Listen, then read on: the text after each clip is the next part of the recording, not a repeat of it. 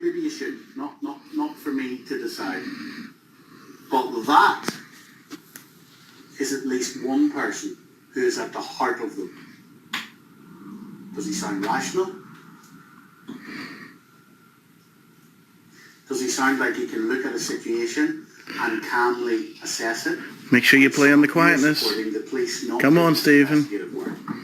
Play on the quietness. Now remember that Kevin was surrounded. Oh, he was surrounded. Many men, in their own words, as the paedophile hunter groups could get. He was surrounded. I'm sure Kevin done the same to me. Sat in the middle of a road so that Kevin could not leave. And he stood in front of me in my house, so I couldn't get into it. Remember the question? Remember that question? Are these paedophile hunter groups, Are BBC journalists like Kevin McGee police accountable need to do something for what they do? Very quickly. Look at his eyes, the genuine thing in his eyes. It's quite Okay. a big discussion. Of course it's a big discussion, Steve. Yeah. I think it's, as you say, it's not rational. It's quite intimidating. And Of course it's intimidating. I know it is, especially when they come to your home. that these groups may Yeah. when doing what they call... Make it clear, guys, they know a point invited me onto the show, so I'll invite them onto my own. As you say, he's following editorial guidelines. Is he? He is ambushed. But I've committed a crime, have I? That should be very frightening for him, I'm sure. I'm sure it was. It was so stressful for Mr. McGee. Oh, What do you think it says about at least that individual? It may demonstrate their behaviour. oh, there we go. If they believed that BBC journalists had harassed them, they could have reported. All right. BBC. So, They could have went to the I have to go down a certain route if I feel he's harassed me. I'm not allowed to do what he done to me. Instead, No, you play for fire, and I'm not allowed to burn him back. Let me go to the audience. This guy here's your hand up. Go ahead, sir. Yeah, go ahead. Here we go. I don't condemn that video right away, but You don't condone it? Yeah, condone it. But where I'm from, there's the shopping centre. Obviously, we can't go into the details of this person that was in the headlines recently. But there's a group. They have a Facebook page. They're the biggest group I would say in West Belfast doing this. They're a group of guys that have daytime jobs. They're doing this in the evening. They're setting up these Facebook accounts, luring these people in. If these people are making contact, whether they're going the full way or just messaging these who they think are underage people, there should be action taken. This hasn't been in the headlines. Should the action not be taken by the police? This stuff hasn't been in the headlines until these people brought it to the headlines. But is it not the police The who we police trust? are not doing enough on this issue. Well, Of course they're not doing enough. We wouldn't You exist. put the police under pressure to do more. You give them more resources, or do you? The person that now that This individual clearly thinks that he. There we go. Stephen doesn't want to hear it from him. convicted from where I'm from for doing this. Before this, I was walking my 3 children around the shopping centre that he was working at, and this guy was preying on children, preying on my children, everybody else's children. The police aren't doing enough. This stuff's being reported, and it's not in the headlines enough. So good job, because it's Oh, there we go. 100% this. And does that worry you, what you saw? It does, yes, that's why I Their said behaviour? I don't support this video. That's the first I've seen the video, but I see. You know what, guys? Have this one.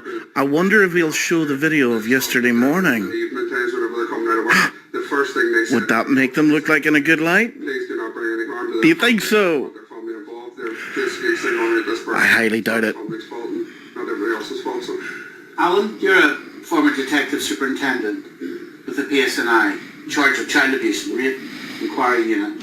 Have the police lost the respect of the community because there's a lot of support from the community towards these groups? So the police just lost the authority that they should have in this type of situation. They never had I any. don't think the police have lost the authority. I agree, including ourselves at this table, will agree 100% in terms of wanting to try and detect these people, and more importantly, not have children become victims. And I think we all start with that premise, and that's where we're all at. Now, the police will have, and I'm not here to defend any of that, but they have competing demands. And here we have a situation where groups of people are taking this into their own authority. I watched that for the first time, believe it or not, tonight, and you know, for somebody they say we're protecting children, I personally would like that gentleman anywhere near children. Really? The investigative side. How about you go fuck yourself? But they're bringing these people, as a member of our audience has just said, Wouldn't they're like me finding anywhere near people children. who they believe are Show the video of yesterday morning. the traits of a paedophile, who think that there are children and they're continuing to message them and they're then going out and meeting them. Well, we've heard a lot of discussion around the evidence and how they gather the evidence. Having investigated most of my life in the police service, I would suggest not for 1 minute, that it's a very complicated process. Evidence gathering is certainly something that you have to be an expert in, you have to be experienced, and there's just no way that these people can begin to take an investigation of this magnitude on, because these people are professional, they groom, they wait their opportunities, and there has to be strategies put in place to deal with these people, and not just these people that we're talking about as the perpetrators, but also people who live with them, families who maybe are unaware of all that sort of behaviour, and police officers, you often hear it said they need evidence. Now, if these people are turning up evidence, then I would suggest they do the right thing, like every citizen should do, and that is to report it to the police. Where's Glenn tonight? Where are you? What do you think, Glenn? I think basically the police are doing nowhere near enough. It's they can't put the whole blame on these guys are doing this. I mean, as far as I'm concerned, they're doing public service. As far as I'm concerned, Is this not the law of the jungle? no, not really. Not whenever. You decide you're going to go out, you're going to turn yourself into an amateur investigator. Oh, amateur. Then Because you're someone going has a to- qualification I mean, these guys and still incompetent. They're collecting evidence. They're producing the evidence. I mean, if there wasn't enough there, the cops on the scene wouldn't be arresting them. Putting them through the process and then bailing them. I think that actually what we have to recall is when the PSNI are investigating child abuse, they don't publicise what they do day and daily, because then people would get round it. The second point that we need to look at is that these incidents, if we've had 400 since last June, they're drawing police resources away from cybercrime investigations or proper investigations, because Come on, they're drawing police towards people who may be pedophiles. what they're doing is when there's an incident, they draw a response team there, and then there's an investigation, and once that person's arrested, they have to go through an investigation. Now, that investigation might not actually result in prosecution, so you have 400 response teams, 400 investigations, and the prospect is maybe slim. Whereas if they weren't being deterred, they could be a specialist unit doing the work that At least they're now known to police, Kieran. That's the point. So the point of these paedophile hunter groups is that they are finding people so that they therefore are known to the police. So if they're known to the police and that the evidence or the quality of the evidence is not there, or it doesn't result in a conviction or a charge to court, then that person is released, no record, nothing. You want to speak again? Let me come back to what you saw there, because the reason I think that is so important is you see the behavioural traits, you see the mentality, and people sitting on the road, so the traffic can't go down, sitting in front of someone's car. They feel the power and the entitlement to do that. Oh, police mentioned yesterday morning. No, well, I mean, that's one isolated incident. Let's not forget the fact that, they have captured possibly the imagination of the whole country, and they've gained a lot of support. People want to see arrests, full stop. People want to see these guys, known to the public, so we can, we know who these guys are. I'm a father myself, and I wouldn't particularly want to live anywhere near any of those individuals. I wouldn't even call them humans. But the fact of the matter is, they're doing what only a lot of people could even dream of doing, and they're bringing these people above. They're just showing them for what they are. Yeah, and they are crystal clear. The reason why these people confronted Kevin McGee, to be crystal clear, is because they had a problem with how Kevin was undertaking an investigation into them, nothing else. Kevin was doing his Is that how far you're going to go, Stephen? to see Kevin's report on his investigation on BBC Newsline very, very soon. within the next lot of days. Let me speak to the lady here. Go ahead. Hi, Stephen. I work with public every day of my life. I've just seen on Facebook that a member of my customers has been catfished by one of these paedophile hunters. That makes me physically sick. I have a 2-year-old daughter. She comes in and out where I work most days probably. And there's a lot of families. We're a family-run business. You know, where I live, it's a small town. You know, and apparently they've took this evidence that they have on him to the police 6 months ago. He's still doing it. The police aren't doing enough. They're So what's the answer then? Vigilantism? Where does that end? I don't know, but I believe that these are doing the right things. They're doing part of the job that police should be doing, and it's wrong. But do you Police in not this think country are supposed to that this represent us, and it's starts? wrong. But do you not think that if we start to support, and again, I see that on the radio show, it's quite a good barometer of public opinion. There is significant support for the paedophile hunter groups. That's the bottom line from what I see coming through in the phones and the text. But do you not think it starts to water down the integrity of the police? Well, yeah, they're doing the job on behalf of the police, which is wrong. This is like, So PSI should back be... the police to do it then? Because they don't. The police have done nothing 6 months ago. They catfished this person, and 6 months ago there's still nothing being done. The police will be, I suspect, deeply worried about the momentum that there seems to be about communities supporting not them, Oopsie. police work, but civilians. I think that, just to take a couple of points there, I think that the police are very well aware of the tension within the community, and they're very well aware. You mentioned catfish there, you mentioned evidence, and I think this is really what it's about. With the best will in the world, you cannot go out there and you think you've got evidence, and when you take it to a court, it's just nowhere near the standard of how you got it to how you present it. The police are professional. They have got investigators. They have got people trained in this particular area. Oh, personification of fucking incompetence. That's what they are. The court.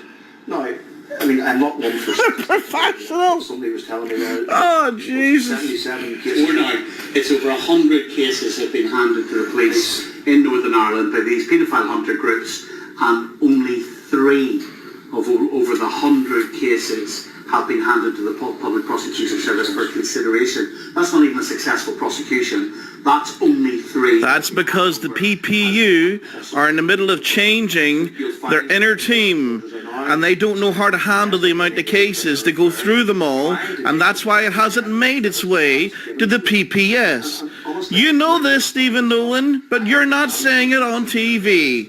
BBC propaganda I understand that. right in front of you. Just don't get the way we want to run about in a mob culture, trying to get these people before a court with absolute fear. Let me come back into the audience. Guy here, I've had a hand up for a while. Go ahead. I just don't. Firstly, no one's supporting the paedophiles, and surely everyone knows that what they're doing is wrong. But surely, if you have information on them, you need to bring it to the police, because they're the only people who are trying to deal with it. I don't know why these groups feel to have the authority to deal with these people themselves and bring the law into their own hands. And surely, the two drives up and down the road, these people surely don't have the authority, and if they have the information, they need to bring it to the police. Well, Already tried that, mate. Clearly Failed. that the police can't do it, and they would say they're protecting their own communities. The police can only do with the information that they have. If they don't have this information, they can't do anything about it. So if you have the information about them, then bring it to the police. Well, they give it to the police, don't they? They corner these people, and then they phone the police and they call the police out. So does that just make the vigilantism okay to do? Like, where does it stop then? Because vigilantism is illegal. You would be arrested. We're not being arrested. Specific paedophile hunter. I mean, wake up. was today claiming to me that he isn't a paedophile hunter, okay? And yet if you watch that footage very, very carefully, he said about a woman who was a member of his team. Ex-member of my team. If he doesn't do Ex-member of my team. might be a... Jesus H. fucking Christ almighty. This guy's just fucking deaf. Jesus, that the size of his fucking ears. Christ almighty. Oh, what fucking in England, hell. there's convictions being happened. The evidence is being handed down in England. To make it clear, guys, I don't have a fucking team. I'll clear that up. What's the difference? I think they're in the UK. They're now starting to train people to identify the issues on maybe the web, the dark web. And Jim Gamble, who's an ex-senior police officer like myself, headed up that and is a big supporter of people being trained as civilians to maybe start the investigation, to try and get the evidence. But it just doesn't stop. Once you get that evidence and that, if you like, the door being opened for you, there's a long way to go as an investigator to put that person before the court. And here's a question for the audience. What about the people that are getting away? What about these 77 or 100 that Stephen mentioned? What are we doing? Are we Well, we have to have a presumption that they're innocent. Are we just If they have not been found Well, absolutely, absolutely. Oh, absolutely. Of course. Absolutely. But Yes. in this culture where you've got the vigilante mentality, they are guilty. Young lady here, go ahead. Yeah, you, go ahead. Oh yeah, basically I was just thinking, like, where does this actually end? If we allow people to search for paedophiles, it's going to be shoplifters next, people that commit any crime. And also, like, if you think about the police, they've been through this very, like, selective process, so they have the skills to kind of, like, look for these people. Like, I don't think I would trust the man that I've seen in that video, like, looking on the streets where I live. Like, how do I know that he can make the right decision? Why wouldn't you trust him? Because of the way he's acting. Because if What do you mean? like the way he's acting on the streets, for example, blocking this journalist, that shows it clearly. I mean, he's not rational, he's not thinking properly. So how can he actually, you know, identify these people as paedophiles, put them out to the community, so these people are then being, you know, ostracised with their communities? Like, how can we trust what he's saying if that's the way he's acting? And the guy next to you on the street, go ahead. Basically, all I want to say was, I think that, because a lot of people have brought up the point of saying that the police aren't doing enough, but I think it's very unfair because this happens on such a wide range of platforms, different sites and stuff, that it's asking far, far too much. I think the only realistic thing you can ask is that these sites actually do more to moderate the content and what is actually being said between people. And How on earth can any website in the world, yes, they can have moderators looking in on it, but they're not going to be able to moderate it 24/7 about what two people are saying to each other in a chat room, are they? Like, Of course. it's impossible. Of course it's difficult, but I think it's impossible for the police because with what these vigilantes are doing, it does seem like entrapment. So I don't know if I'm Oh, saying that, but, fuck, here we go. I think he raises the wider debate that, you know, we all need to be proactive and we need to protect our children. So there's a role for schools to educate young children. There's a role for parents to closely monitor social media and other apps. You know, there is an explosion of online, so we all need to get wiser across so many forums: society, education, schools, parenting, everything. Go ahead. So I'm with your mic on, just in the front row here. Go ahead. Turn on now. is that not why these groups are about? Because this isn't happening. You know, there isn't the support that, you know, catch these individuals. There isn't these talks happening in school with kids, you know. But there's a professional team of police officers doing So that. why aren't we seeing more catches? Why aren't we seeing and this happening? I mean, I think you'll find that there's an anticipation by people like yourself and indeed myself as well. I want to see people caught, but again, the investigative process, the evidence gathering, it's about 2 years. it doesn't take 2 years. I mean, you're talking literally about going on and hitting somebody on the web and buying you've got a case. Well, that's absolute rubbish. It's not the case at all. It's nowhere near evidential. It's not, because half of these, well, if not all of them, are actually en route to actually meet what they think is a 14-year-old boy or girl. So how's that nonsense? But it's not, I'm not saying it's nonsense. I'm saying the evidential side is absolute nonsense in terms of if you think you're going to take that before a court, you have a long way to go before you get there. But we've got all the... But you've nearly cut the investigation right off at that point. Right. You know, what I'm saying to you is you've gone from A to Z in 15 minutes, where it would have taken us maybe not 2 years. I can't say the length of time, but soon. Oh, he jumped over that one. In terms of bringing them before the court and getting them prosecuted, and then you take that person off the street. That's the lady here. Go ahead. We need to get a mic to you. One second. Let's get a mic over here. Okay, go ahead. Okay, I want to make it clear I totally against what's happened to Captain McGee there. What I want to say to you is how long these investigations take, a year, 2 years. Who is protecting our children on this, in our communities? Young, vulnerable people, young, vulnerable children that's in the care system. Not only in the care system, out of the care system, within social services, within the PSNI, within the investigation. That could take 6 months, that could take 12 months. In that time, who's protecting the child? Well, I think you're touching on a couple of issues. So you're talking, listen, I agree with you. It's very frustrating, but you're talking about the courts. Then once we put them before the court, no, listen, you asked about... As vigilantes, that is a derogatory word. You asked about the timeline. You are referring us as mobs. Mobs and Well, vigilantes. that's exactly what I just witnessed. Right? No. Play the video yesterday morning and you'll also see a mob. Mobs, vigilantes. Now, I come totally against that, right? And I condone that 100%. But what you're saying is vigilantes, mobs, PSNI, Stormont is paid. MLAs are paid wages every day, 365 days of the year, for doing nothing. Put the money where the money needs to be and protect our children and be out in the communities and work.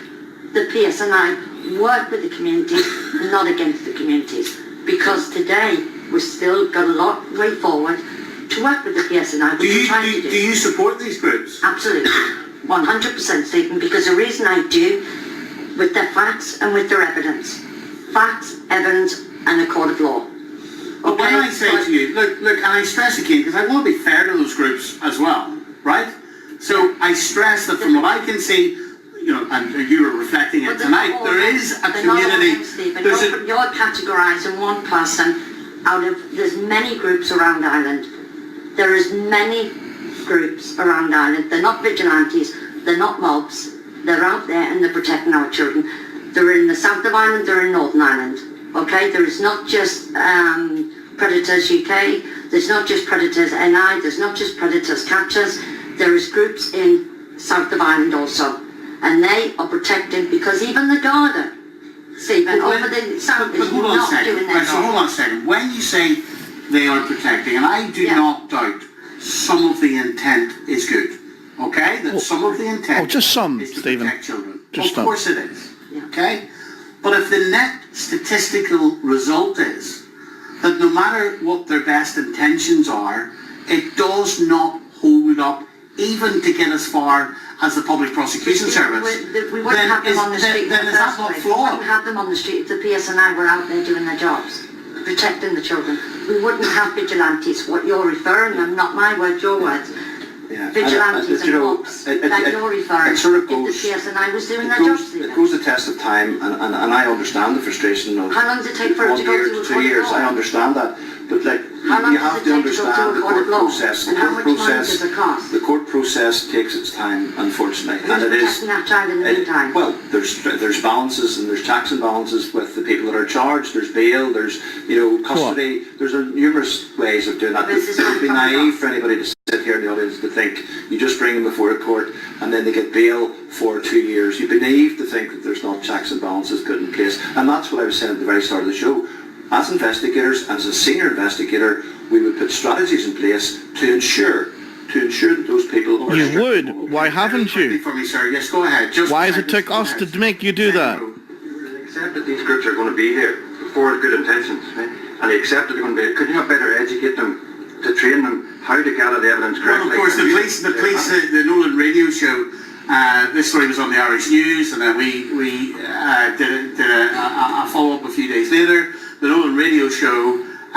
We were able to talk about a 30-point plan that the police had sent out to some of these groups, telling them about what the evidential basis would be and what was needed and all of that. The police come under a lot of criticism for even interacting with them. Okay. Because it's not for the police, then he would argue, to start to educate these people as to how to do police work. No, fair enough, but if they're going to stay, if they're going to be there, you might as well use it to your advantage. There is an argument to bring people in and train them, vet them, and bring them in and train them to look at internet. Put them on the leash. Okay. All right.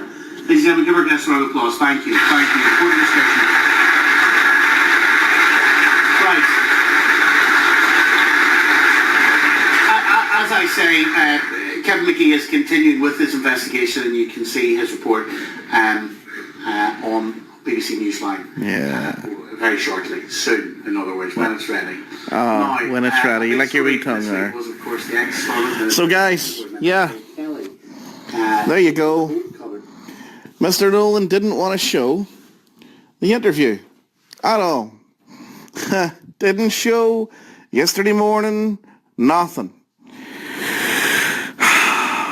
The BBC phoned the police when they were in the car. They then had one of their hierarchies when they got to Broadcasting House phone up the PSNI and dump the claim because it was heard through on CCTV. PSNI clearly seen the security member of BBC put his hands on me first, lift his hand first to shove me out of the way so he could get out the front door. So there we go. As I say, guys, I'll leave it at that. Just thank God for the power of social media, because otherwise these individuals would have got away with it. You stress me out, you inject fear into me, make me feel like I'm committed a murder, a crime, make me feel like I'm a nonce, and come to my door and tell me that I'm accountable for something. And then I turn it on you, and all of a sudden I'm the one in the news. That's what we have, guys. That's what we're dealing with. That's what we're dealing with. And as a consequence, I'm not allowed to lose my temper. I'm not allowed to lose my temper because stress is brought upon my family outside my home. I have a man with a microphone that clearly stood in front of my porchway. He thought I was going to walk up into my home, and you could see him moving in the video. And only for me stopping and calling him on it, he caught himself on. So I'm not allowed to lose my temper, turn the tables on it, because I used to be out there catching these dirty scumbags that prey on our children. Damned if you do, damned if you don't. I'll say it to anybody that's out there, continue fighting the good fight. Don't let them win. Cause as much chaos as you can for the system to change. Will it ever change? I don't know. It certainly hasn't in the time I've been here. But do not stop. Do not stop. Do not let these people dictate to you. I'll leave it at that, guys.